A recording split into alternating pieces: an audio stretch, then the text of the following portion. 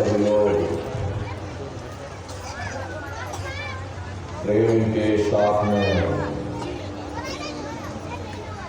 मालिक के पावन नाम का उच्चारण करेंगे। बोलो जय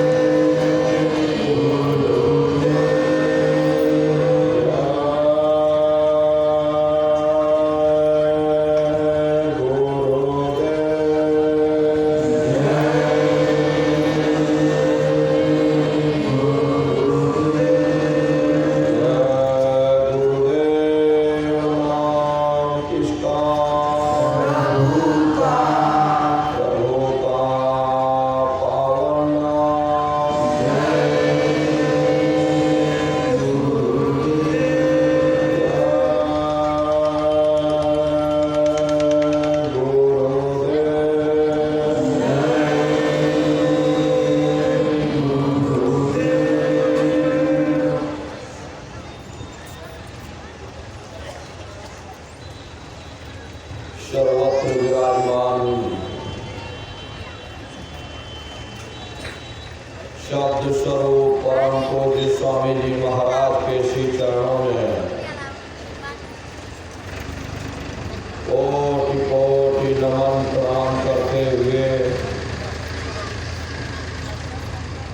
शाहजहांपुर की धरती पर इस सत्संग समारोह में सभी सत्संगी धर्म प्रेमी भाई बहनों को सादर जय गुरुदेव। प्रेमी भाई बहनों, हम आप बहुत सौभाग्यशाली हैं कि हम समस्त प्रेमी भाई बहनों को आज सत्संग सुनने का ये अवसर मिला। सत्संग जल जो कोई पावे,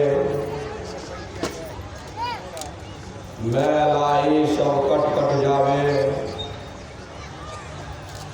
यह ऐसा जल है जहाँ कौवा स्नान करता और हंस बन करके बाहर निकलता। हम आप परम सौभाग्यशाली हैं। ये अवसर हम लोगों को मिला हुआ।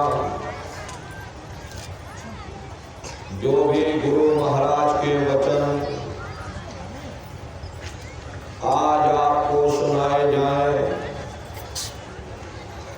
आप लोग चेत करके एक एक वचन वाणी को बड़े ध्यान से सुनिएगा और उस पर अमल करिएगा, क्योंकि ये सत्संग है। ये कोई कथा कीर्तन नहीं, ये जीवन का सत्य है।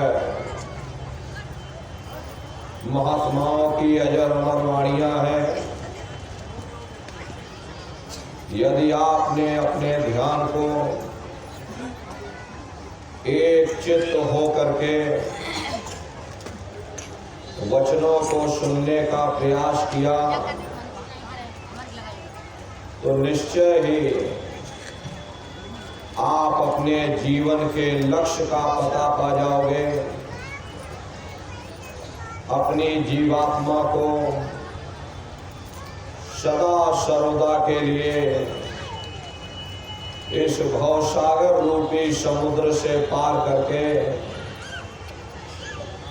जीवात्मा को परमात्मा से मिला सकोगे। हमेशा के लिए इस भवसागर रूपी समुद्र से पार हो जाओगे।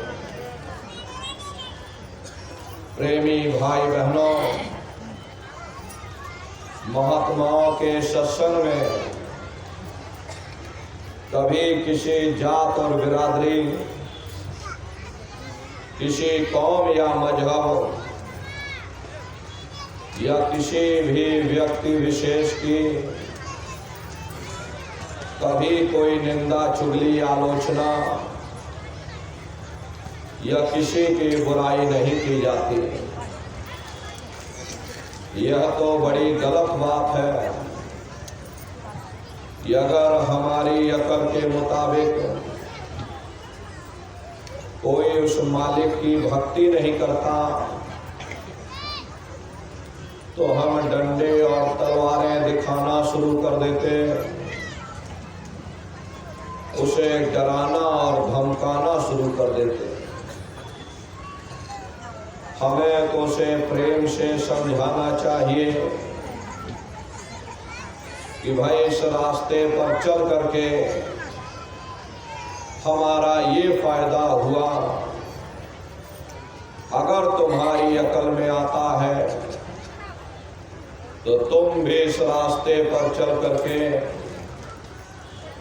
अपना फायदा उठा सकते। सत्संग कैसे जानिए, जेते कै नाम वखान। सत्संग वह जगह है जहां केवल शब्द या नाम का प्रचार किया जाता, मालिक से मिलने का प्रेम और प्यार पैदा किया जाता। इसीलिए प्रेमी भाई बहनों, संतों महात्माओं के सत्संग में कभी किसी जात और बिरादरी, किसी कौम या मजहब या किसी भी व्यक्ति विशेष की कभी कोई निंदा, चुगली, आलोचना या किसी की बुराई नहीं की जाती। प्रेमी भाई बहनों,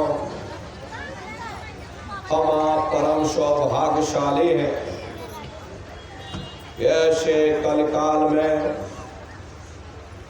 हम लोगों को ये मानव तन, ये मनुष्य शरीर प्राप्त हुआ। मनुष्य शरीर पाने का जो हमारा मूल उद्देश्य है, आज के समय और आज की परिस्थितियों को देखते हुए हम आप अपने मूल उद्देश्यों को भूल गए। कभी हम लोगों ने विचार नहीं किया कि आखिर ये मानव तन हमको क्यों मिला है, क्या इसका उद्देश्य है, मरने के बाद हम कहाँ जाएंगे, हमारे बाल बच्चे कहाँ जाएंगे, हमारे रिश्ते नातेदार कहाँ जाएंगे, हमारे कुटुंब परिवार वाले कहाँ जाएंगे और इनकी उस समय पर क्या हालत होगी। ये पराविद्या महात्माओं की पराविद्या है। हम आप इस जड़ संसार में फंस करके उस पराविद्या से अनभिज्ञ हो गए और अपने मूल उद्देश्यों को भूल गए। अपने वादे को हम आप भूल बैठे। वो वादा जो हमने आपने माँ के गर्भ में किया था, जब माँ के गर्भ में हम आप उल्टे लटके हुए थे, उस समय परमात्मा से वादा किया कि हे परमात्मा, इस बार हमको मानव तन दे दो, हम भजन करेंगे, भक्ति करेंगे, हम अपनी जीवात्मा का कल्याण करेंगे। लेकिन मानव तन मिलने के बाद में ना आपने भजन किया, ना भक्ति की, बस माया की छाया में फंस करके इस मिथ्या जगत को अपना मान करके आप इसी में गोता खा रहे। हरे नर नारियों, इस दुनिया में हित मित भाई बंधु, रिश्ते नातेदार, कुटुंब परिवार वाले, इनमें से कोई भी चीज तुम्हारे इस जीवात्मा को इस अधोगति से बचा नहीं सकता। हम कौन हैं, हम कहाँ से आए हैं, हमें जाना कहाँ है, यह मानव मात्र के लिए एक जटिल प्रश्न बना हुआ। इस प्रश्न का हल तब तक नहीं होगा जब तक इस धरा भूमि पर कोई संत महात्मा फकीर न मिल जाए। इसीलिए वह मालिक अति दया और कृपा करके संतों महात्माओं को इस धरा धाम पर भेजते हैं। संत महात्मा फकीर यहाँ पर आकर के जीवों को समझाने की कोशिश करते कि भाई वो परमात्मा है, वो आपको मिलेगा, जीते जी मिलेगा, इसी मनुष्य शरीर में मिलेगा। इसी मनुष्य शरीर के अंदर जा करके परमात्मा से मिलने का वह एकमात्र दरवाजा है और उस दरवाजे का भेद केवल संतों महात्माओं को ही प्राप्त है। ये दुनिया के लोग, दुनिया की आवाम जनमानस भौतिकता के ज्ञान को पढ़ करके अहंकार में डूबे रहते कि हमसे बड़ा कोई ज्ञानी नहीं। लेकिन उन बेचारों को नहीं मालूम कि जहां दुनिया का ज्ञान समाप्त होता है, उसी के सिर की चोटी से ये आध्यात्मवाद, आत्मा और परमात्मा का ये गूढ़ ज्ञान, रहस्य विज्ञान प्रारंभ होता। उस विज्ञान को पाने के लिए सबसे पहले यह जरूरी है कि पहले आप मानवतावादी बने, मानव धर्म और मानव कर्म को अपनाएं।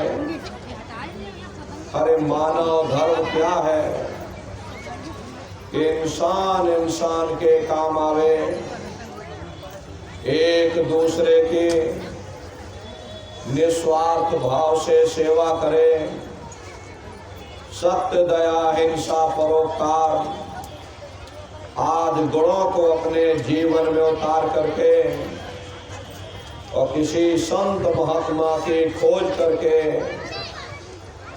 उनके बताए हुए रास्ते पर चल करके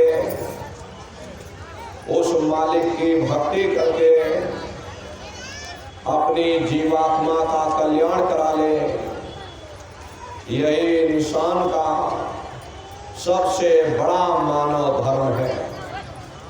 लेकिन आज इस कलिकाल में ये दुनिया की आवाम जनमानस इंद्रियों के भोग और वासनाओं में, शराबों और कबाबों में, मांस और मदिरा में सुख ढूंढने की कोशिश कर रही है।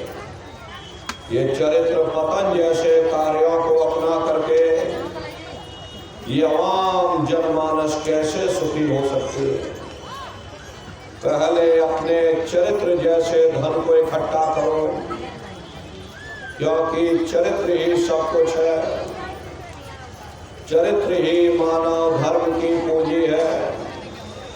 ये दुनिया भर के रगड़े और झगड़े, पिता पुत्र में लड़ाई, आदमी औरत में लड़ाई, घर परिवार में लड़ाई, समाज में लड़ाई, जातियों में लड़ाई, मुल्क में लड़ाई।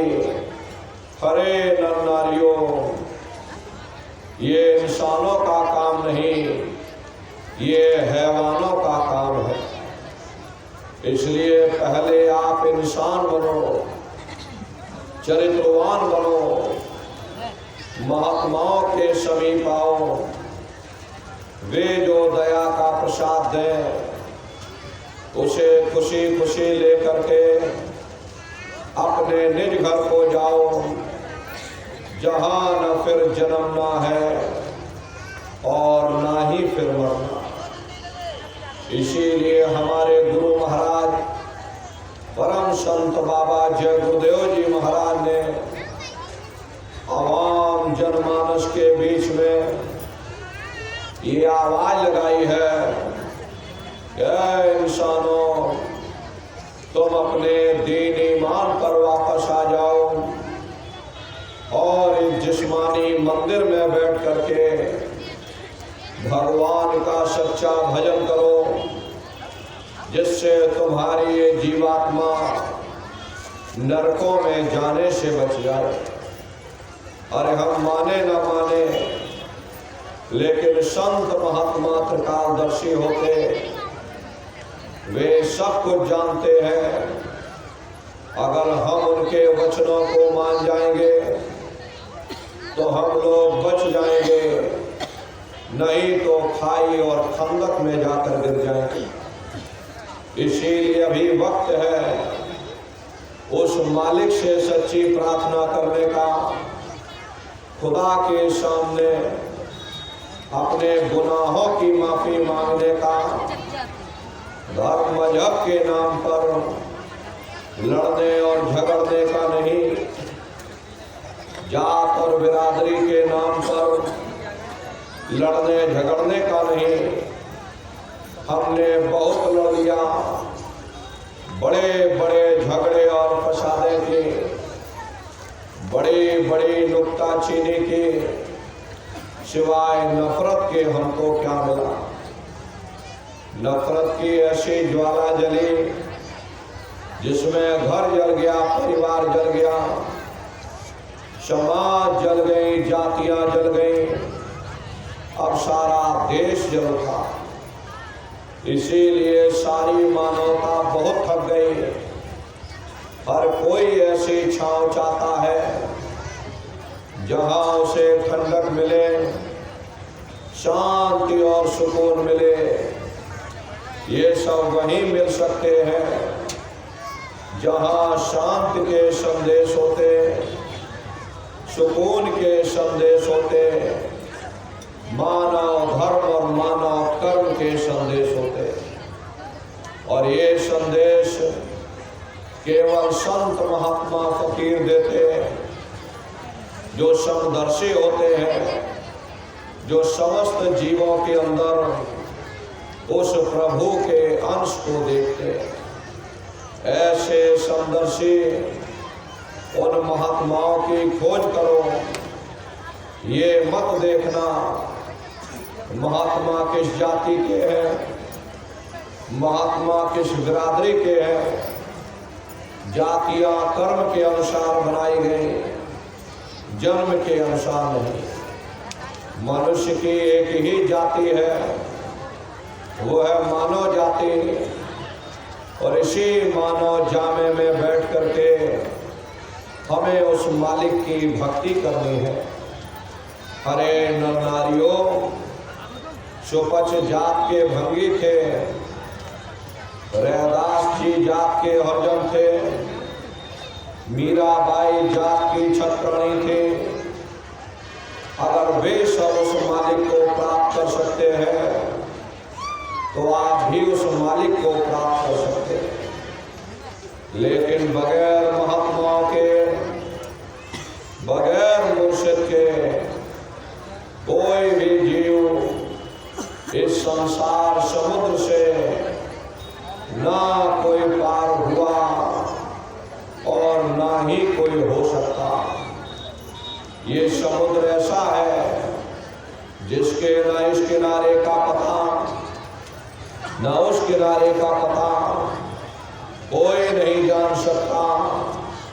ये दुनिया कब बनी, कितनी बार प्रलय और महाप्रलय हो गए, लेकिन इतना जरूर मालूम है कि जिस दिन से दुनिया बनी हम लोग यहीं पर भटका खा रहे हैं। अगर इधर से हवा चली, नैया हमारी उधर चली गई, और अगर उधर से हवा चली, हमारी नैया डगमगाते हुए इधर चली गई, न जाने कितने युग और कल्प बीत गए, लेकिन हमारी ये नैया आज तक इस भवसागर से किनारे नहीं लगी। इसलिए न नारियों, सौभाग्य से वक्त का इतना बड़ा वरदान आपको मिला, ये मानव तन आपको मिल गया। न जाने किस महात्मा की दया हो गई, न जाने कौन से जन्म जन्मांतरों के शुभ पुण्य कर्मोदय हो गए, या आपको यह मानव तन मिल गया। पर अब की बार मौका मिल गया है, समय रहते हुए अपनी जीवात्मा के कल्याण के लिए थोड़ा बहुत विचार करो, वरना ये समय तुम्हारा निकलता चला जा रहा। मिली नरदेह तुमको, बनाओ काश कुछ अपना, पचो मत आए जग में, जानियो रैन का सुपना। हरे नर नारियों, जैसे रात में हम लोग स्वप्न देखते हैं, हालांकि उस समय पर हमें स्वप्न सच मालूम पड़ता, असली प्रतीत मालूम होता है, लेकिन जब हम सुबह उठते हैं, जब हमारी आँख खुलती है, तब हमें होश आता, नहीं भाई हम तो स्वप्न देख रहे थे, ये सब भ्रम है। ठीक उसी प्रकार से ये दुनिया भी 10-20-100 साल का स्वप्न है। अब आप कहोगे हम जाग रहे, परंतु प्रेमी भाई बहनों, ऐसा हरगिज नहीं है। जिस दिन मौत का वक्त आएगा, अरे आप रोगे, हाय हाय करके चिल्लाओगे कि हाय हमने सारी जिंदगी यूं ही स्वप्न में गुजार दी, जागने का समय अभी आया, जो कुछ करना है अभी करना। लेकिन प्रेमी भाई बहनों, अब पछताए हो क्या जब चिड़िया चुग गए खेत। प्रेमी भाई बहनों, जैसे मरीज को मिश्री कड़वी लगती है, हालांकि मिश्री कड़वी नहीं होती, बल्कि मरीज के मुंह का जायका कड़वा होता। उसे चाहे कितने अच्छे अच्छे भोजन करा दो, हलवा पूड़ी पकवान बना करके खिला देना, उसे अच्छा नहीं लगेगा। ठीक उसी प्रकार से यह मनुष्य भी इंद्रियों के भोग और वासनाओं में, शराबों और कबाबों में, मांस और मदिरा में इस कदर से फंसा हुआ, यहाँ से निकलना दुश्वार हो गया। अरे निकलना तो दूर की बात रही, उस मालिक की ओर ध्यान ही नहीं जाता, शब्द या नाम की तरफ हो किसी का ख्याल तक नहीं जाता। और अगर भूले भटके चला भी जाए तो ये दुनिया की लज्जतें, दुनिया की वासनाएं, दुनिया का मोह और प्यार हमें खींच करके वापस दुनिया में लाकर डाल देगा। महात्मा करे तो करे क्या? अरे महात्मा दवा देते हैं, मगर आप लोग खाते ही नहीं। जैसे डॉक्टर मरीज को दवा देता, और अगर मरीज खाए ही ना तो बताओ वह स्वस्थ कैसे हो सकता। डॉक्टर की दवा अलमारी में रखी, मरीज बिस्तर पर पड़ा और गालियां हम डॉक्टर को देते। इसमें डॉक्टर का क्या कसूर, इसमें महात्मा का क्या कसूर। प्रेमी भाई बहनों, जब तक हम अपने आप की गलती नहीं देखेंगे हम कभी कामयाब नहीं हो सकते। महात्मा प्रेम से जीवों को समझाते कि भाई देह और ग्रह सब झूठा, भरम में काहे को खपना, ये घरवार हमारा अपना नहीं, हरे पराया देश है, ये सराय खाना है, ये मुसाफिर खाना है, ये शरीर भी तुम्हारा अपना नहीं, ये भी काल का पिंजरा है, किराए का मकान है, पराया मकान है। किसी को 40-50 साल के लिए मिला, किसी को 80-90-100 साल के लिए मिला। अरे जितने जितने श्वास उस मालिक ने बख्शे हैं, उसे भुगतने के बाद में हमें इस शरीर को यहीं छोड़ जाना। श्वास दुधारा नित्य ही जारी, एक दिन खाली चांद। हरे प्रेमी भाई बहनों, एक तालाब पानी से चाहे कितना भी क्यों ना भरा हो, आप एक छोटी सी नाली काट कर खोल दीजिए तो सारा पानी ही तालाब से बाहर निकल जाएगा। ठीक उसी प्रकार से हमारा ये शरीर भी श्वासों का भंडार है। जब तक श्वासों का भंडार जारी है हम दुनिया के काम काज में फंसे हुए, दुनिया के कारोबार में उलझे हुए, लेकिन जिस वक्त ये श्वासों का भंडार खाली होगा, हरे टेलीफोन खड़क जाएंगे, तार पहुंच जाएंगे, संदेश पहुंच जाएंगे, सब रिश्ते नातेदार, सब कुटुंब परिवार वाले, सब अड़ोस पड़ोस वाले मिनटों सेकंडों में इकट्ठा हो जाएंगे। अरे नारियों, जिस शरीर से तुम इतना प्रेम किया करते थे उसे कोई एक रात भी घर में रखने को तैयार नहीं होता। कंधों पर लटका करके शमशान भूमि पर छोड़कर आ जाते। हिंदू लोग तिनका तोड़ाते, जैसे तिनका टूट गया तेरा मेरा रिश्ता नाता टूट गया। मुसलमान सिख या ईसाई लोग खाक की मिट्टी कब्र में डाल देते कि जो मेरे लिए खाक की मिट्टी है वह मेरे लिए तू है। अब बताओ प्रेमी भाई बहनों, जिन रिश्ते नातेदारों के खातिर, जिन कुटुंब परिवार वालों के खातिर आपने सारी जिंदगी गुजार दी, इतना इतना कष्ट सहा, इतने इतने मुसीबतें सही, सबने मिनटों सेकंडों में आपसे रिश्ता नाता तोड़ दिया।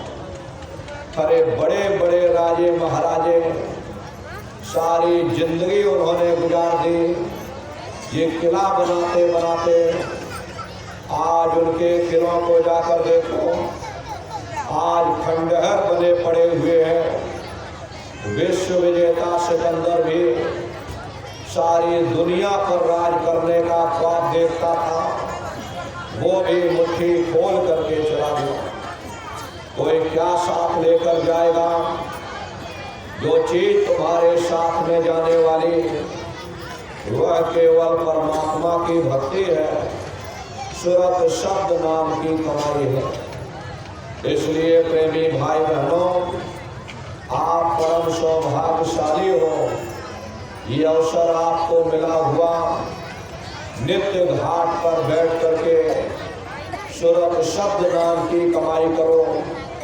वो दौलत कमा लो जो अंत समय में तुम्हारे काम आवे, वरना ये समय तुम्हारा निकलता चला जा रहा है। अरे हम लोग कहते हैं कि भाई हमारी उम्र बढ़ रही, आपकी उम्र बढ़ नहीं रही, आपकी उम्र दिन प्रतिदिन घटती चली जा रही।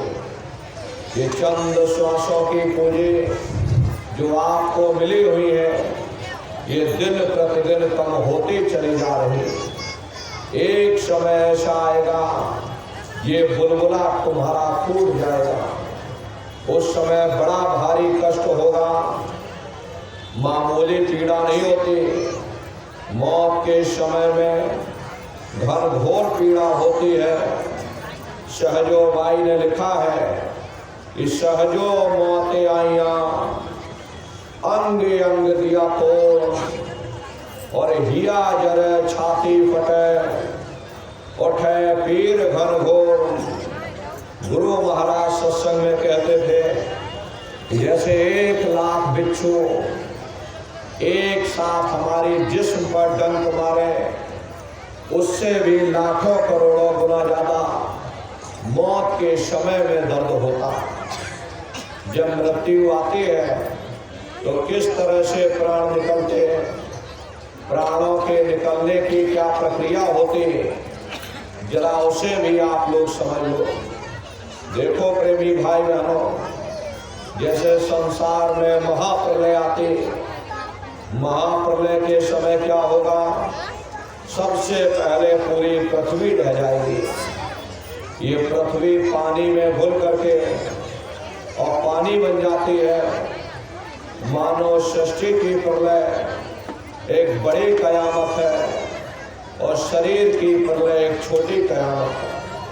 तो जैसे ही मौत आएगी, सबसे पहले गुदा चक्र टूटेगा, सिमटत घास श्वास उठ जावे, प्राणपति जब सिमट समावे, उस समय श्वासें हमारी रुक जाएंगी, शरीर की चेतना सिमटने लगेगी। तो सबसे पहले गुदा चक्र ही टूटेगा, क्योंकि गुदा चक्र में पृथ्वी का वास होता है। गुदा चक्र टूट करके ऊपर इंद्रिय चक्र में समा जाएगा। इंद्रिय चक्र में जल का वास होता, यानी जल ने पृथ्वी को घोल दिया। फिर जब इंद्रिय चक्र टूटेगा, यहाँ नाभि चक्र में समा जाएगा। नाभि चक्र में अग्नि का वास होता, यानी अग्नि ने फिर जल को सुखा दिया। फिर जब नाभि चक्र टूटेगा तो यहाँ हृदय चक्र में समा जाएगा। हृदय चक्र में वायु का वास होता, यानी वायु ने अग्नि को अपने में समाहित कर लिया और इस तरह से वायु आकाश में उड़ गई।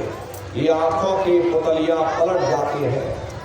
जब यह कर्म कलाई उपजावे, बुद्धि सुरत की आन दबावे, जब यह जीवात्मा पांचों तत्वों को दान करके जल पृथ्वी अग्नि वायु आकाश पांचों तत्वों को लान करके ऊपर आती है, तो काल दाढ़ में आन दबानी, और जब ढर के नैनन से पानी, जब काल अपनी दाढ़ में दबाता, उस समय नेत्रों से पानी निकलता, इंद्रियां टूट टूट करके चकनाचूर हो जाती। सब रिश्ते नातेदार खड़े रहेंगे, डॉक्टर वैद्य हकीम सब आपको घेरे रहेंगे, लेकिन आप अपनी पीड़ा को उस समय अपने मुख से बयान नहीं कर पाओगे। सिर्फ आपके नेत्रों से अश्रु टपकेंगे। यमदूत आते हैं, प्राणों की डोरी को तोड़ देते हैं, और जैसे ही प्राणों की डोरी टूटी, जीवात्मा को खींच करके इस शरीर से बाहर कर दिया जाएगा। और जैसे ही जीवात्मा शरीर से अलग हुई, ये शरीर तुम्हारा मिट्टी हो जाएगा।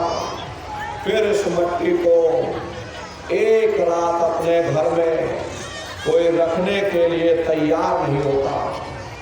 आपके कितने भी सगे संबंधी क्यों ना हो, खास नात रिश्तेदार क्यों ना हो, लेकिन एक रात मट्टी को घर में रखने के लिए तैयार नहीं होते।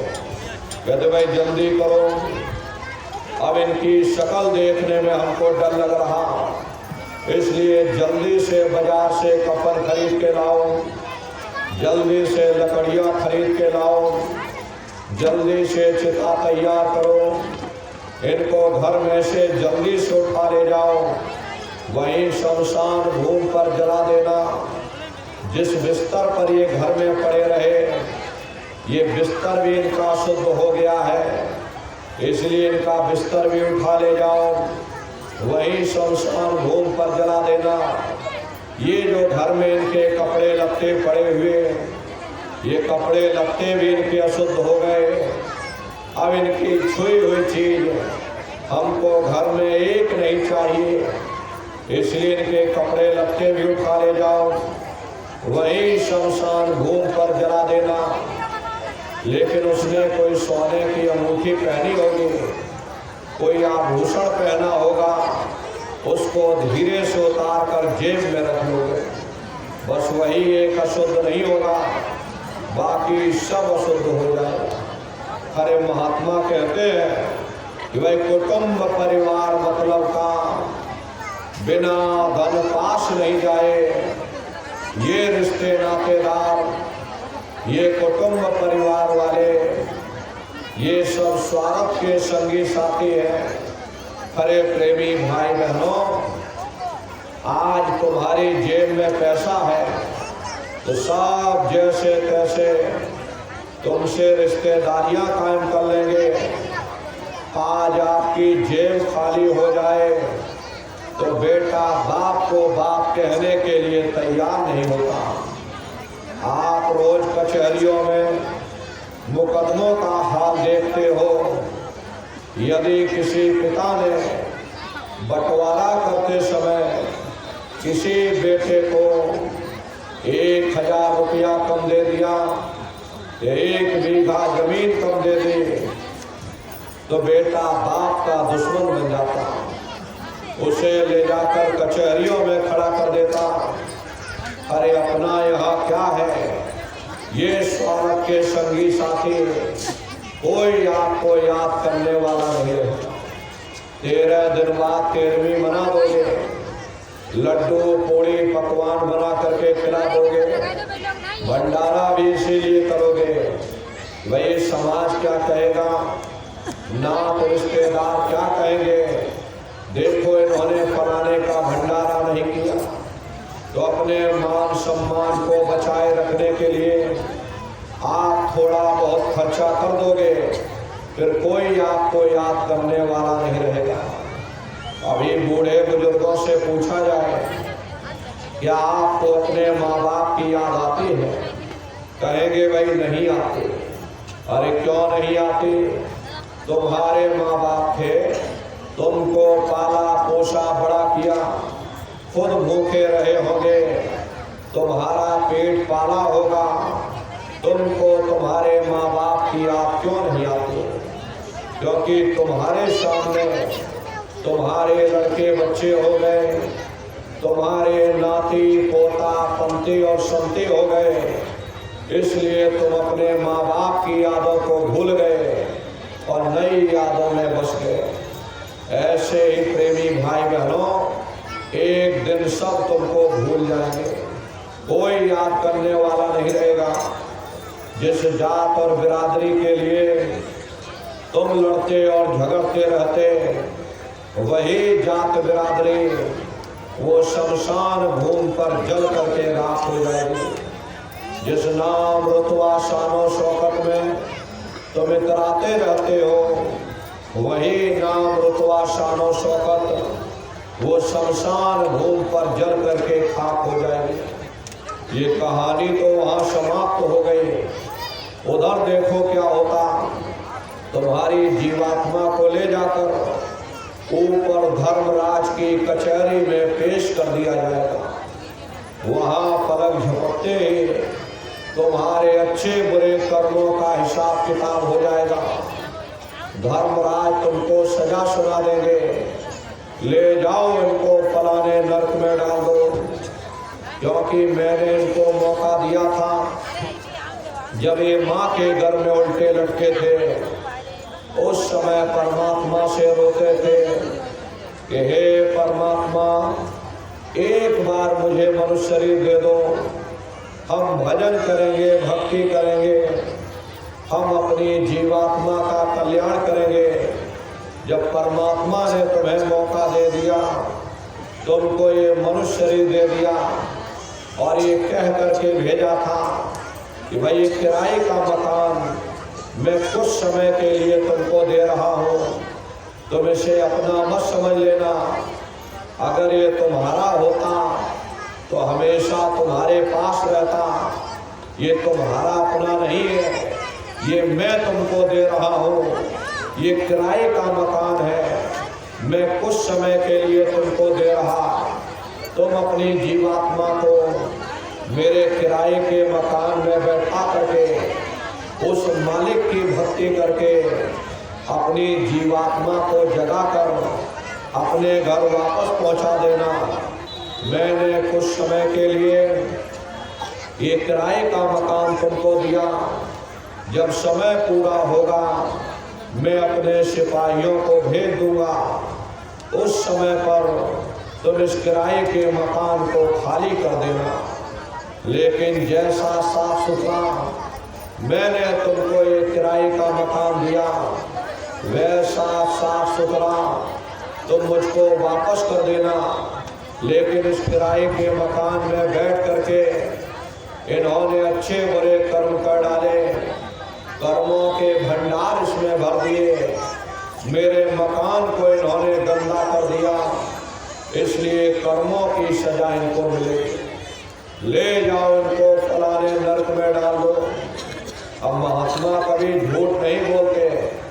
महात्माओं ने जब साधना किया और साधना करके जब ऊपर गए, ऊपर जा करके जब उन्होंने नरकों का हाल देखा, तो हमारी आपकी जानकारी के लिए उन्होंने उन किताबों में लिख दिया, लोह के खम्भ तपक के माही, जहाँ जीव को ले चिपटाएं, वहाँ लोहे के खंभे अग्नि से धधक धधक कर लाल हो रहे।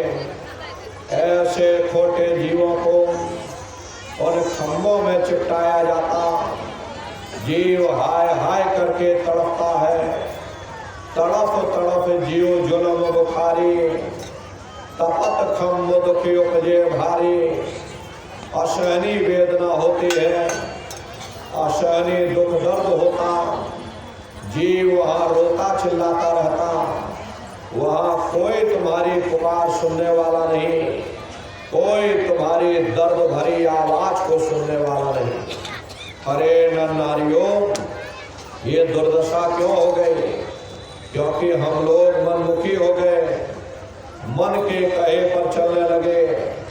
मन के कहे पर चल करके अच्छे बुरे कर्म करने लगे।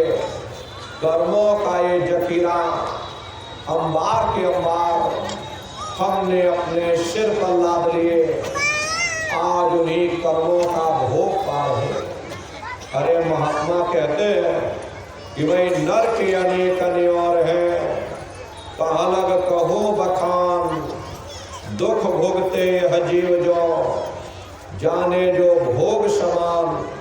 कहते भाई एक नरक नहीं, ऐसे वहाँ अनेकों अनेक नरक बने हुए, अलग अलग खोटे पाप कर्मों के वहाँ पर अलग अलग नरक बने।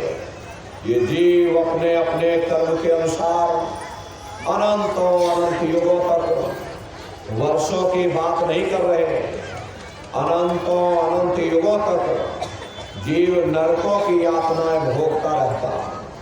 और नरकों की यातनाएं भोगने के बाद में इसी जीवात्मा को सीधे मनुष्य शरीर नहीं दिया जाता, बल्कि इसे 4 खान 84 लाख योनियों में डाला जाए। ये 4 खान 84 लाख योनियां, ये कोई मामूली योनियां नहीं होती। 4 खान का मतलब अंडज पिंडज उपमज स्थावर, ये 4 खाने हैं।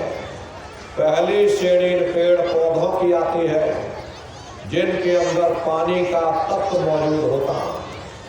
कभी ये भी मनुष्य हुआ करते थे, लेकिन आज अपने कर्मों का भोग पा रहे।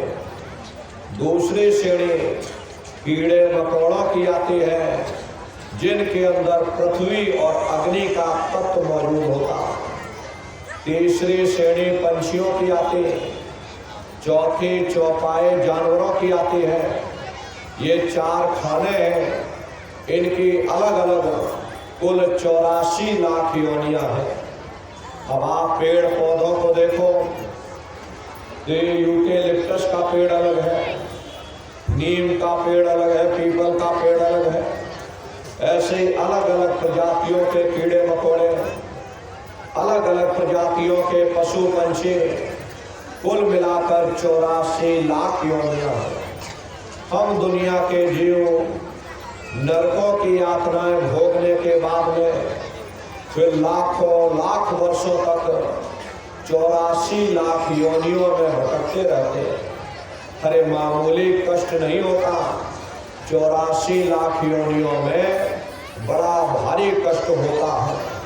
अरे प्रेमी भाई बहनों, उन बेचारे जानवरों को देखो, एक एक निवाले के लिए वो दर बदर भटक रहे। गर्मी लगती, बरसात लगती, ठंडी लगती, नंगे दौड़ते रहते। अरे हम लोग सर्दियों में कपड़े पहन लेते, रजाई ओढ़ लेते, मकान के अंदर छिप जाते। वे बेचारे जानवर नंगे ही दौड़ते रहते हैं, एक एक निवाले के लिए दर बदर भटकते रहते हैं। बीमार हो जाए कोई पूछने वाला नहीं, हाथ कट जाता, पैर कट जाता, उनके पैरों में कीड़े पड़ जाते, कौन उनकी सुध लेने वाला है। बेजुबान बैलों को देखो, बेचारे प्रेमी भाई बहनों, बीमार बैल और टनों बोझा उनके ऊपर लाद दिया जाता है, सोंटा मार मार करके चलाया जाता, खेतों में जोत दिया करते, मुंह से फंसू कर निकलता रहता। वे बेचारे रोते और चिल्लाते रहते हैं। अरे कौन उनकी पुकार सुनने वाला, कौन उनकी दर्द भरी आवाज को सुनने वाला, कौन सी अदालत में जाकर के वे बेचारे दरवाजा खटखटाएं, कौन मजिस्ट्रेट उनकी फरियाद को सुनेगा। अरे प्रेमी भाई बहनों, कोई सुनने वाला नहीं, मामूली कष्ट नहीं है। अरे हम लोग भी 84 लाख योनियों में भटक करके आए, लेकिन जब मनुष्य शरीर में हम लोग आए तो माया का महीन पर्दा, भूल भुलैया का पर्दा हमारे आप के ऊपर पड़ गया। अपने पिछले जन्मों के कष्टों को हम आप भूल बैठे और फिर बुरे खोटे कर्म करने लगे। अगर वो माया का पर्दा हट जाए, वो भूल भुलैया का पर्दा हट जाए, तो यही मनुष्य अपने पिछले जन्मों के कष्टों को देख करके सारी जिंदगी कान में उंगली डालकर और मालिक की भक्ति करता रहेगा। लेकिन ऐसा माया का भूल भरम, ऐसा पर्दा आपके ऊपर डाल दिया, आप अपने पिछले जन्मों के कष्टों को भूल गए और फिर बुरे खोटे कर्म करने लगे। ये 84 लाख योनियों की हालत है।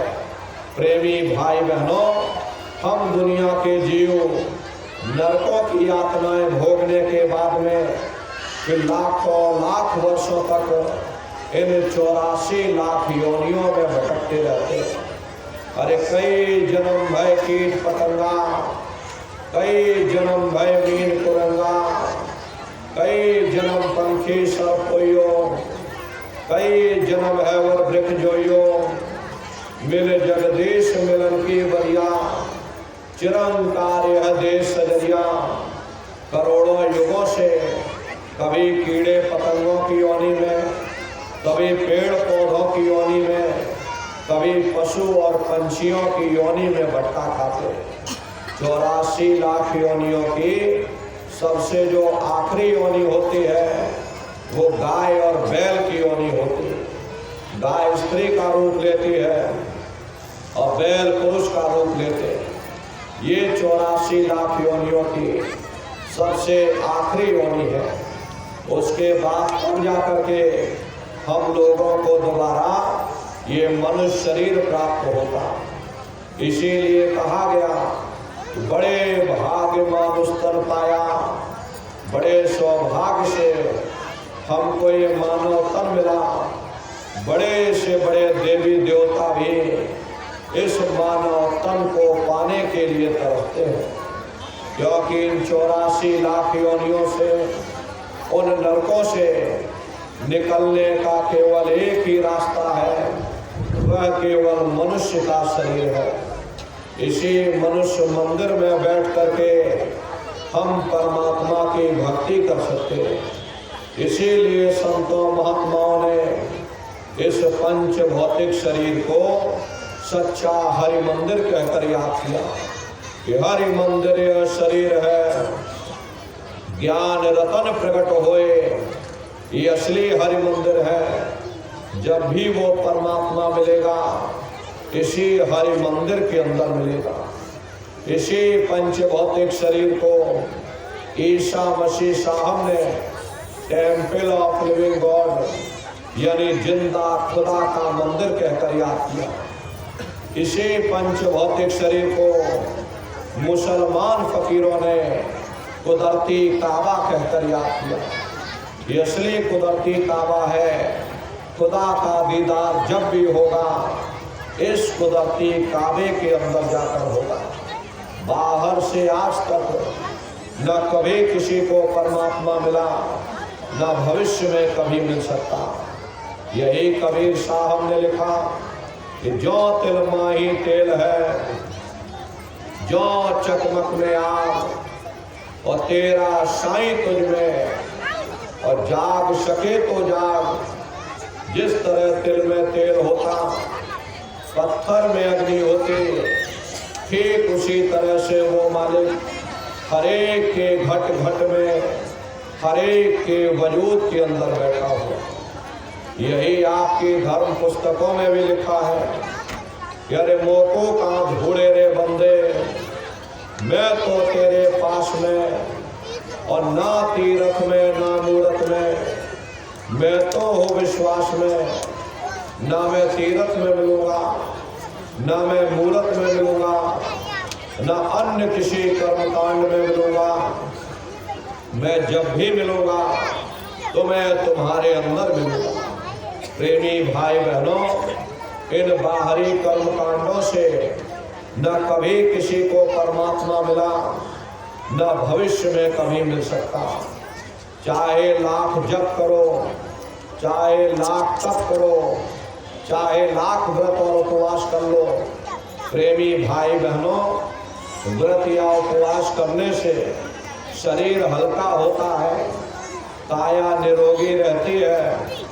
लेकिन अगर हम ये सोच लें कि हम व्रत या उपवास करके उस मालिक को प्राप्त कर लेंगे, तो यह कभी संभव नहीं हो सकता। एक आदमी का प्रण था, वह रोज दिए में तेल भर करके और पाठ करना शुरू कर देता था, और जब तक तेल खत्म न हो जाए, दिया बुझ न जाए, वह कभी रोटी नहीं खाता था। उसने ये प्रण ले रखा था कि जब तक दिया बुझ नहीं जाएगा, जब तक तेल ये खत्म नहीं हो जाएगा, हम रोटी नहीं खाएंगे, हम पाठ करते रहेंगे। तो घर में नई बहू आ गई, उसे रस्म रिवाज का पता नहीं था। ज्यों दिए में तेल खत्म हुआ, उसने लाकर और तेल भर दिया।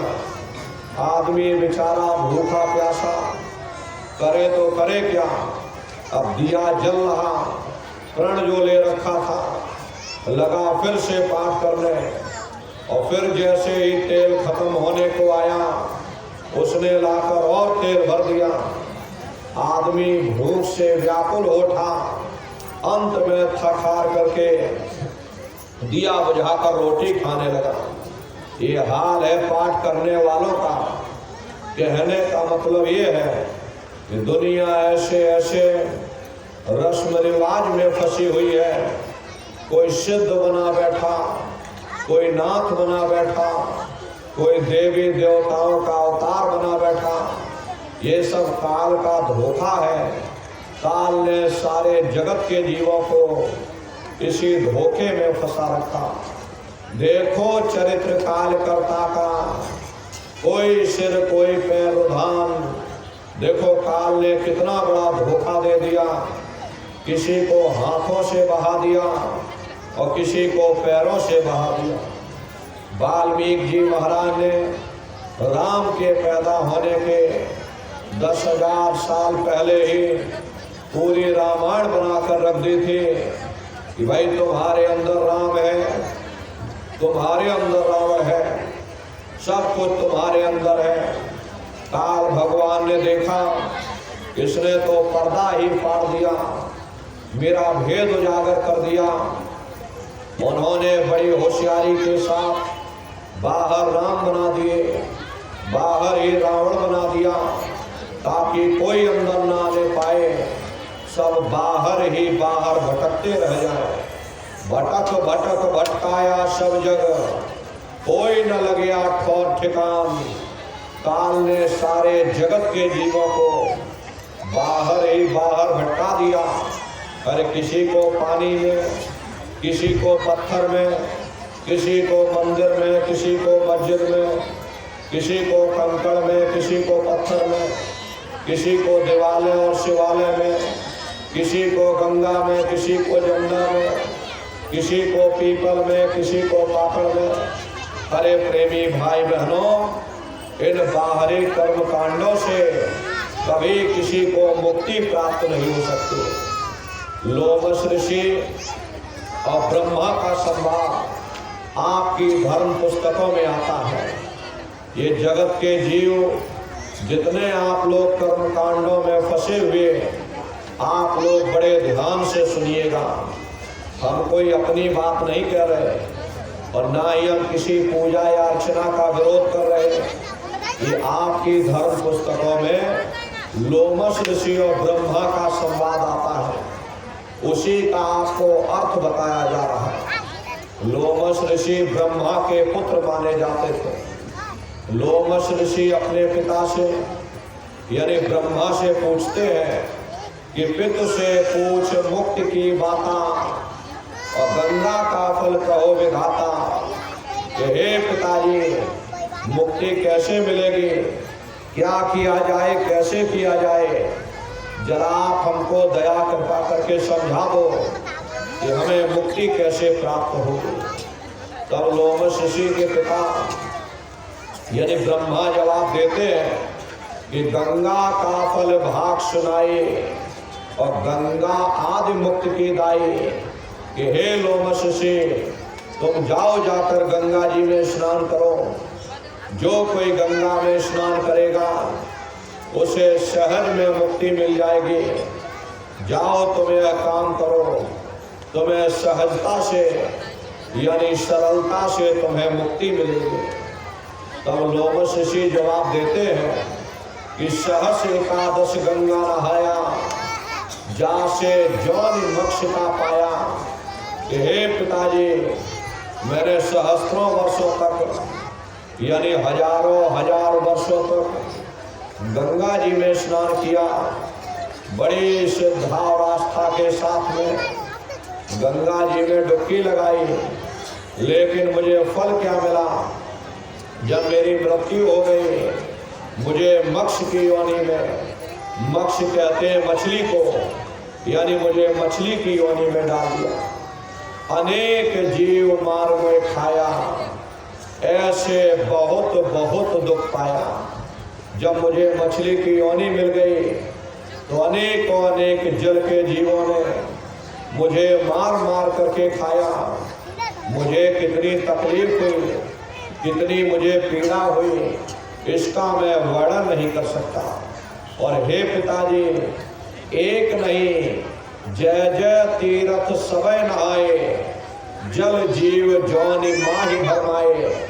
कि जितने भी तीर्थ थे सभी जगह जाकर मैंने स्नान किया, जल में आशा बांधी, जल में मुझको वास मिल गया, लेकिन मुझे मुक्ति नहीं मिली। इसलिए हे पिताजी, ऐसी जुक्ति मुक्ति बतलाओ, भवजल पार उतर के जाओ। ऐसी जुक्ति, ऐसी मुक्ति का रास्ता हमको बतला दो, जिससे हमारी जीवात्मा सदा सर्वदा के लिए इस भवसागर रूपी समुद्र से पार हो जावे। जन्म मरण के बंधनों से हम हमेशा के लिए आजाद हो जावे। हे पिताजी, दया कृपा करके मुझे कोई ऐसा रास्ता बतलाओ। तब लोमश ऋषि के पिता यानी ब्रह्मा जवाब देते हैं कि हे लोमश ऋषि सुनिए भाई, और सेवा ठाकुर कीजिए जाइए। कि हे लोमश ऋषि, मेरी बात को बड़े ध्यान से सुनो कि तुम जाओ, जाकर ठाकुर जी की सेवा करो। चरना व्रत साधो सोई, और सहजय में मुक्ति पुण्य होई। रोज रोज ठाकुर जी की पूजा करना, रोज रोज चन्ना व्रत ले लेना, ये सहज से सहज यानी सरल से सरल काम है। रोज रोज पूजा करो, रोज रोज चन्ना व्रत ले लो, जाओ तुम यह काम करो, तुम्हें सहजता से यानी सरलता से तुम्हें मुक्ति मिल जाएगी। तब लोमश ऋषि जवाब देते हैं कि सहस वर्ष ठाकुर को सेवा, दूजा जाना और न भेवा। कि हे पिताजी, मैंने सहस्त्रों वर्षों तक यानी हजारों हजार वर्षों तक ठाकुर जी की पूजा की, उनके सिवाय किसी को कुछ नहीं माना, सब कुछ अपना उनके चरणों में न्यौछावर कर दिया। विधि विधि ध्यान विधि से कीना, और फल पायो पाहन को लीना। तो भाई विधि विधि ध्यान यानी विधि और विधान के साथ में जैसे जैसे धर्म ग्रंथों में उल्लेख है, ठीक उसी प्रकार से मैंने विधि विधान के साथ में ठाकुर जी की पूजा की। लेकिन मुझे फल क्या मिला? फल पायो पाहन को लीना। पाहन कहते हैं जड़ को, यानी मुझे जड़ में वास मिल गया। पर हे पिताजी, मैंने और भी बहुत सारी पूजाएं की, लेकिन मुझे मिला कुछ नहीं। मैं खाली का खाली रह गया, मेरा जन्म बर्बाद हो गया, मेरा समय बर्बाद हो गया। इसलिए हे पिताजी, दया कृपा करके मुझे कोई ऐसा रास्ता बतला दो जिससे मुझे मुक्ति मिल जाए। लोमश ऋषि अपने पिता यानी ब्रह्मा से पूछते हैं, ब्रह्मा से प्रार्थना करते कि हे पिताजी, दया कृपा करके मुझे मुक्ति का रास्ता बतलाओ। तब लोमश ऋषि के पिता यानी ब्रह्मा जवाब देते हैं कि हे लोमश ऋषि, पूजो पत्ती प्रीत लगाई, और पीपर में जल न हो जाए। तुम प्रीत लगा करके स्वामी नाम की पत्ती की पूजा करो। स्वामी नाम की पत्ती ये माताएं बहनें जानती होंगी, घरों के आंगन में लगाई जाती है। क्योंकि हमारे गुरु महाराज का नाम है, इसीलिए हम लोग नहीं लेते। यहाँ पर इसी स्वामी नाम की पत्ती का ब्रह्मा कहते हैं कि हे लोमश ऋषि, तुम प्रीत लगा करके स्वामी नाम की पत्ती की पूजा करो। एक दिया पत्ती पे लावे, सो तो कोटि यज्ञ फल पावे। कि हे लोमश ऋषि, मेरी बात को बड़े ध्यान से सुनो। जो एक दिया स्वामी नाम की पत्ती के नीचे रखता, उसे कोटान कोट यज्ञों का फल प्राप्त होता है। जाओ तुम यह काम करो, तुम्हें सहजता से यानी सरलता से तुम्हें मुक्ति प्राप्त होगी। तब लोमश ऋषि जवाब देते हैं कि सहस 3 पत्ती को पूजा, वृक्ष यानी पाइए ही पूजा। कि हे पिताजी, मैंने सहस्त्र 3 यानी 3000 वर्षों तक स्वामी नाम की पत्ती की पूजा की। बड़ी श्रद्धा आस्था के साथ में दिया भी जला करके रखा और जल भी चढ़ाया, लेकिन मुझे फल क्या मिला? प्रेमी भाई बहनों, कहते हैं जब मृत्यु हुई तो मुझे वृक्ष की योनि में डाल दिया। हमें हजारों हजार वर्ष तक वृक्ष की योनि में पड़ा रहा। पीपर पूजा वर्ष हजारा और ताको सुन वर्तंत निवारा। मैंने पीपर की भी पूजा की, पीपर की भी परिक्रमा लगाई, पीपर पर भी जल चढ़ाया, लेकिन मुझे फल क्या मिला? कन खजरा दे ही पाई और बार बार भव में भरमाई। कहते मुझे कन खजरे की योनि में डाल दिया और बार बार भव में, भाव कहते 4 खान 84 लाख योनि कि बार बार 4 खान 84 लाख योनियों में हम भटकते रह गए, लेकिन हमें मुक्ति नहीं मिली। इसलिए हे पिताजी दया कृपा करके मुझे कोई ऐसा रास्ता बतला दो जिससे मुझे मुक्ति मिल जाए। तब लोमश ऋषि के पिता यानी ब्रह्मा जवाब देते हैं कि हे लोमश ऋषि, तुम एक काम और करो, जाओ तुम व्रत रखो, एकादशी करो तुम जाई, याते मुक्ति सहज में पाई। जाओ तुम एकादशी का व्रत करो, मेरा विचार है इससे तुम्हें सहजता से यानी सरलता से तुम्हें मुक्ति मिल जाएगी। तब लोमश ऋषि जवाब देते हैं कि सहस वर्ष एकादश की नहा, अंत जन्म माखी कोलीना। हे पिताजी, मैंने सहस्त्रों वर्षों तक यानी हजारों हजार वर्षों तक एकादशी का व्रत किया, लेकिन मुझे फल क्या मिला? जब मेरी मृत्यु हो गई मुझे मक्खी की योनि में डाल दिया। प्रेमी भाई बहनों, हम किसी पूजा का विरोध नहीं कर रहे। आप ये मत समझ लेना कि हम किसी पूजा का विरोध कर रहे हैं। हम किसी पूजा का विरोध नहीं कर रहे। ये जो आपकी धर्म पुस्तकों में लिखा है, लोमश ऋषि और ब्रह्मा का संवाद आपकी धर्म पुस्तकों में आता है, हम उसी का आपको अर्थ बता रहे हैं। देखिए लोमश ऋषि कहते हैं कि और पुनि व्रत की नहीं बहु तेरा, ताका सुन वर्तंत निवेरा। हे पिताजी, मैंने और भी बहुत सारे व्रत किए, लेकिन मुझे मिला कुछ नहीं। मैं खाली का खाली रह गया, मेरा जन्म बर्बाद हो गया। प्रथम व्रत है तुम्हार को कीन्हा, याते जन्म चील को लीन्हा। हे पिताजी, मैंने बड़ी श्रद्धा और आस्था के साथ हर इतवार को व्रत किया, लेकिन मुझे फल क्या मिला? जब मेरी मृत्यु हुई मुझे चील की योनि में डाल दिया। मंगल बहुविधि व्रत रहाई और याते जन्म सुअर को पाई। हे पिताजी, मैंने मंगलवार का भी व्रत किया, लेकिन मुझे फल क्या मिला? जब मेरी मृत्यु हुई मुझे सुअर की योनि में डाल दिया। और पुनि व्रत तीज को कीन्हा, कुकर जन्मता ही से लीन्हा। हे पिताजी, मैंने तीज का भी व्रत किया, लेकिन मुझे फल क्या मिला?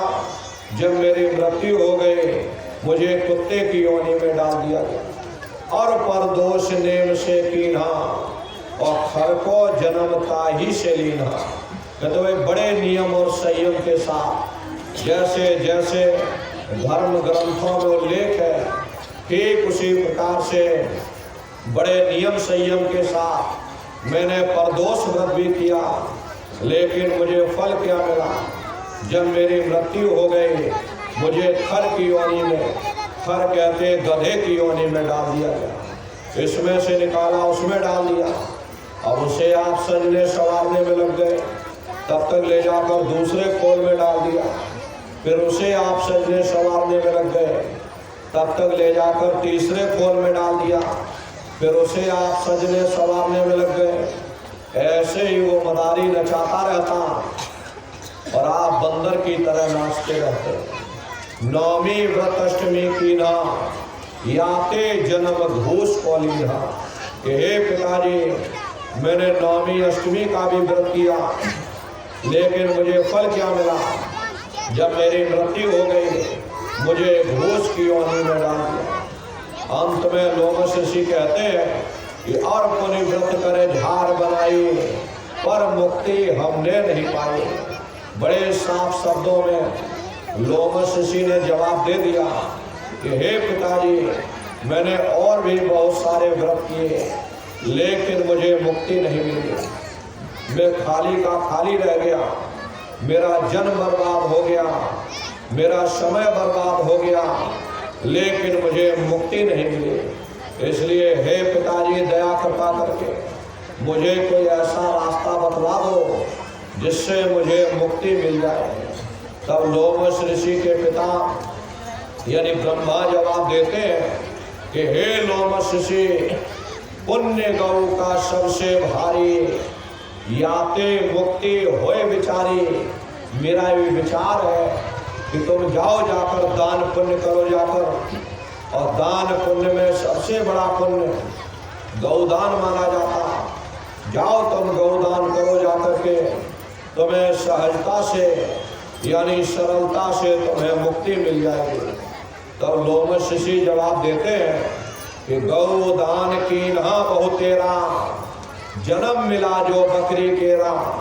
कि हे पिताजी, मैंने बहुत गौदान किया, लेकिन मुझे फल क्या मिला? जब मेरी मृत्यु हो गई, मुझे बकरी की योनि में डाल दिया। न जाने कितनों ने मेरा शिकार किया, मुझे मार मार करके, मुझे काट काट करके खाया गया। मुझे कितनी तकलीफ हुई, कितनी मुझे पीड़ा हुई, इसका मैं वर्णन नहीं कर सकता। और हे पिताजी, जो तुम कही सभी हम कीन्हा, और मुक्ति न पायो रहो अधीना। जो भी आपने विधि बताई, मैंने विधि विधान के साथ उसे पूर्ण किया। इतना तीर्थ व्रत, इतना कर्मकांड इस संसार में कोई मनुष्य नहीं कर सकता जितना कि मैंने किया, लेकिन मुझे मिला कुछ नहीं। मैं खाली का खाली रह गया, मेरा जन्म बर्बाद हो गया, मेरा समय बर्बाद हो गया। बड़े दीन भाव से अपने पिता यानी ब्रह्मा से प्रार्थना करते हैं कि हे पिताजी, मैंने बहुत भटक लिया, मुझे कोई ऐसा आखिरी विकल्प बता दो जिससे मुझे मुक्ति मिल जाए। मेरी जीवात्मा सदा सर्वदा के लिए परमात्मा में विलीन हो जावे, जन्म मरण के बंधनों से हम हमेशा के लिए आजाद हो जावे। हे पिताजी, दया कृपा करके मुझे कोई ऐसा रास्ता बतलाओ। तब अंत में लोमश ऋषि के पिता यानी ब्रह्मा जवाब देते हैं कि हे लोमश ऋषि में कहो विचारा, और संत शरण से होए उबारा। कि हे लोमश ऋषि, मेरा एक अंतिम विचार है कि तुम जाओ, संतों की शरण में चले जाओ, वहीं से तुमको मुक्ति मिलेगी। तीरथ व्रत सब झूठ पसारा, नहीं हुई है इनते निर्वारा। ये तीरथ व्रत ये सब झूठ का पसारा है, ये मेरे फैलाए हुए जंजाल है, इससे कभी किसी को मुक्ति नहीं मिल सकती। अब बताओ प्रेमी भाई बहनों, ब्रह्मा को अपने पुत्र की और जरा सी भी चिंता नहीं, वो हजारों हजार वर्षों तक अपने ही पुत्र को भटका करके रखा। तो अंत में उन्होंने उपाय बताया, वही संत शरण से होए उबारा, और तीरथ व्रत सब झूठ पसारा। अगर मुक्ति पाना चाहते हो तो संतों की शरण में चले जाओ, वहीं से तुमको मुक्ति मिलेगी। इसीलिए प्रेमी भाई बहनों, जब उस अनामी महाप्रभु ने यहाँ इस संसार की हालत देखी, जीव अंधकार के दलदल में फंसता चला जा रहा, चारों तरफ आडंबर ही आडंबर है, पाखंड ही पाखंड है, तब स्वयं अनामी महाप्रभु ने संतों महात्माओं को धरती पर भेजा। और संत महात्मा फकीर इस धरा भूमि पर आकर के जीवों को समझाने की कोशिश करते हैं कि भाई हम आए वही देश से जहाँ तुम्हारा धाम, और तुमको घर पहुँचावना एक हमारो काम। हम उसी देश से आए हैं जिस देश के तुम रहने वाले हो, परंतु तुम अपने सच्चे देश को छोड़ करके इस झूठे काल और माया के देश में आकर फंस गए। अरे नर नारियों, यह देश तुम्हारा देश नहीं, तुम्हारा देश सचखंड है, ये कौम तुम्हारी कौम नहीं, तुम्हारी कौम सतनाम है। और ये जीवात्मा उस सतनाम रूपी समुद्र की बूंद है। इस बूंद को समुद्र से मिलाओ, यानी जीवात्मा को उस परमात्मा से मिलाओ। इसके लिए न तुम्हें घर बार छोड़ने की जरूरत, न बाल बच्चों को छोड़ने की जरूरत, न समाज छोड़ने की जरूरत, न जात और बिरादरी बदलने की जरूरत। प्रेमी भाई बहनों, ये जात पात के रगड़ों झगड़ों ने मनुष्य के ऊपर पर्दा डाल दिया, वरना महात्माओं का उपदेश इतना सरल है कि 5 वर्ष के बच्चे से लेकर के और 100 वर्ष का बूढ़ा भी कर सकता है। क्या स्त्री और क्या पुरुष, क्या आदमी और क्या औरत, क्या ऊंच और क्या नीच, क्या अमीर और क्या गरीब, वो नाम सबके लिए साझा है। वो हर मनुष्य के अंदर दिन और रात भुनकारे दे रहा, वो साधु संतों के अंदर गूंजता है तो वह चोरों ठगों के अंदर भी गूंजता। किसी संत महात्मा की खोज करके उनके बताए हुए रास्ते पर चल करके हम लोगों को मालिक की भक्ति करनी है। प्रेमी भाई बहनों, इस कलयुग में केवल एक ही आधार उस मालिक को प्राप्त करने का है, वो है सुरत शब्द नाम की कमाई। सुरत शब्द नाम की कमाई करना, सब जतन दूर अवधरना, कोई दूसरा उपाय करने की जरूरत नहीं। केवल एक ही उपाय करो, अपनी सुरत को शब्द के साथ जोड़ दो, क्योंकि शब्द को पकड़ करके ये जीवात्मा ऊपर से नीचे आई है, तो शब्द को ही पकड़ करके ये जीवात्मा नीचे से ऊपर जाएगी। इसके लिए महात्माओं ने 3 क्रियाएं बताई। पहला है सुमरन, दूसरा है ध्यान और तीसरा है भजन। तो कैसे आप लोग सुमरन करोगे, कैसे आप लोग ध्यान करोगे और कैसे आप लोग भजन करोगे, अच्छी तरह समझ लेना और घर पर बैठ करके आप लोग करिएगा। तो सबसे पहले सुमरन कैसे किया जाएगा? सुमरन करने के लिए एक माला आप लोग ले